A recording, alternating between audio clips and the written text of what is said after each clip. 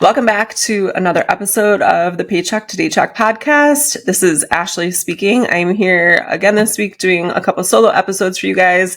Liz and her husband Casey are doing some traveling on their way back from Iowa. So I have some good episodes planned for you all. I hope you get a ton of value out of them.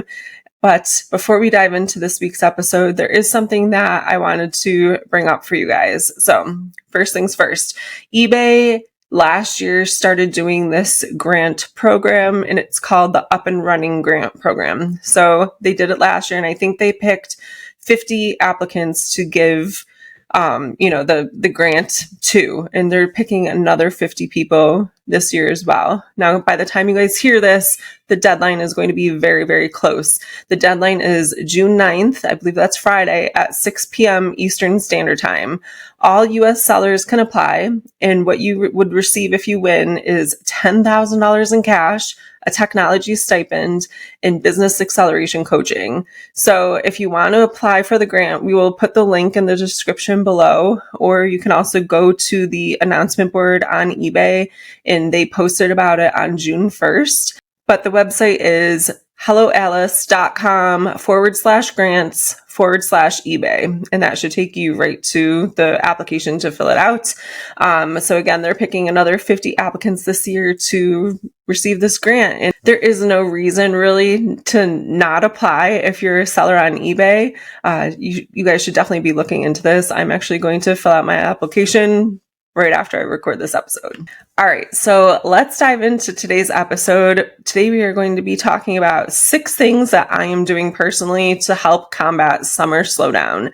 So if you're a reseller on any of the various platforms, you probably have heard this term about summer slowdown if it's your first year into reselling, or even if you've been into it for a while.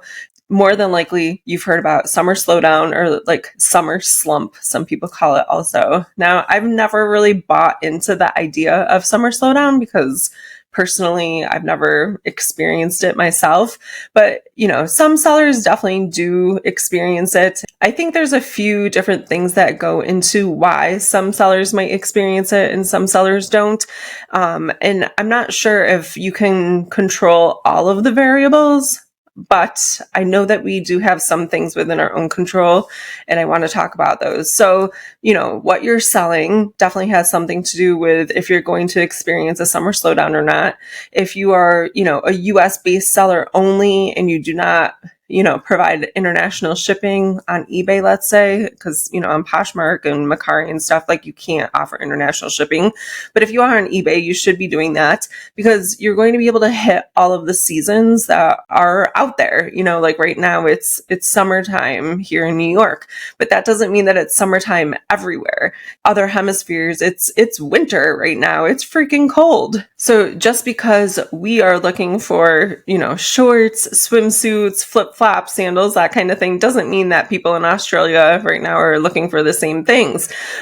Could they be? Yeah, sure. Of course. Just like we can be looking for, sweatshirts, hoodies, jeans, and boots right now during this time of year. So if you only sell, seasonal items, let's say you sell, ugly Christmas sweaters, like that's a very niche seasonal item, and you're probably going to experience summer slowdown, and you're probably going to experience it harder than a lot of other sellers out there.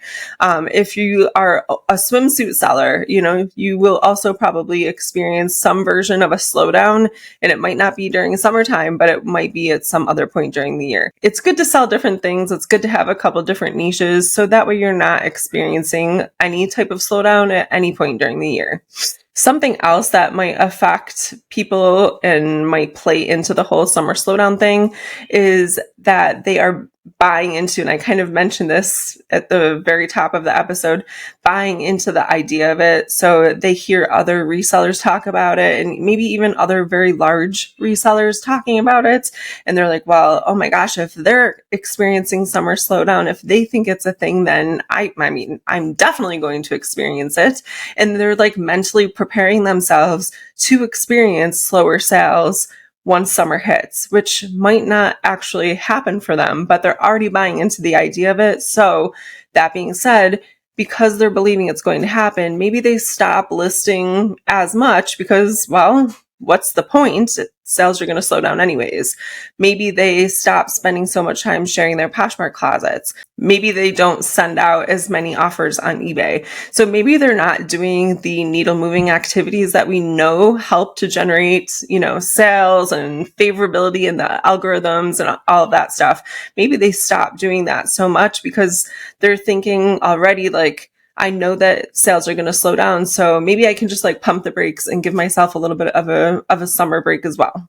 Just because I personally have never experienced summer slowdown doesn't mean that it doesn't happen for other people. It's just what I have personally experienced. So, if you can't tell from the mindset episodes that I have done here on the podcast, and, in the prior weeks, I do fully believe that thoughts become things. So what we put out into the universe is what we're going to get back. So if we're putting out negativity, we're going to get negativity back to us. If we're putting out positivity and happiness and joy and love, we are going to receive that back. So that being said, I feel like if we start to buy into an idea like summer slowdown, we're going to make that come true for ourselves. Now, during COVID, if you were a reseller during COVID, maybe you just started or you had been a reseller for a while, but during the pandemic, everything seemed to sell all of the time. And there definitely was not a summer slowdown, so to speak.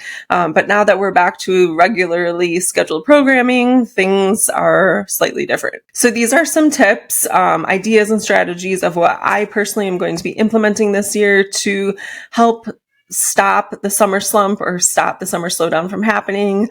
And these are some of the things that I do every single year. And maybe that is why I've never experienced it myself. Okay, so the number one thing that I'm going to make sure that I'm doing is stay consistent. Now, we've talked a lot about consistency on this podcast, and in a more recent episode, I've talked about how we are going to be moving very soon. Our lease is coming to an end and we needed to find a new place to live.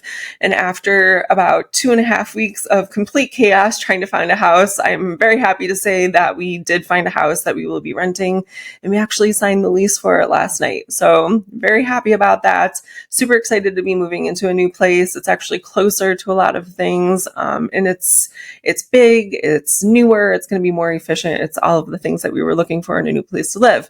That being said, though, it's going to be hard for me to stay consistent. And the fact that it's happening during, the move is happening during this time of the year is going to be a little bit challenging for me. It's so easy to let days of not listing snowball together. So if you follow me on Instagram, my handle is Flippin' New York.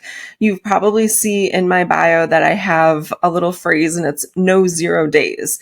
And that's just kind of like a mantra to myself, really. And hopefully it'll kind of inspire other people to not have any 0 listing days. Basically, if you can list even one item a day, like that is moving the needle forward. That is doing something productive for your business.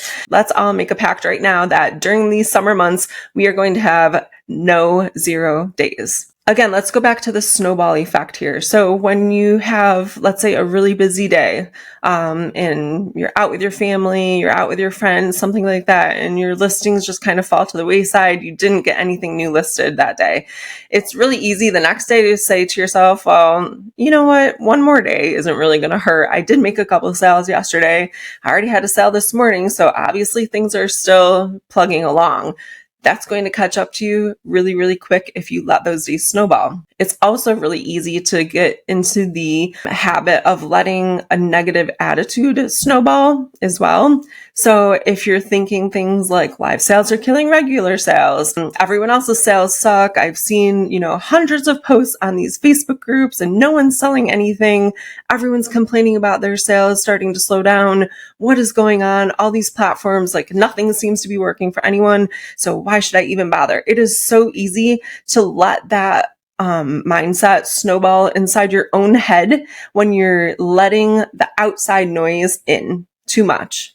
All right, the second thing that I am doing is I will be changing my sourcing strategy a little bit. I do this pretty much every single year for different seasons and at different points during the year. So during, leading up to Q4, I'm sourcing a lot of things that are going to be selling during Q4. Right now, I'm sourcing things that are going to be selling in the summer months. Something that I noticed for my area specifically, like upstate New York, something that's selling very well and very fast right now is patio furniture. It is insane, the prices that people are asking for like used patio sets, just like wicker chairs and a table, hundreds and hundreds of dollars. So Brian and I were actually driving around the other day, and we had the Corvette. We saw on the side of the road there were these 2 wicker couches, or like little love seats or whatever. They weren't that big, but they certainly could not fit in the back of the Corvette. So we had to go home and get the truck.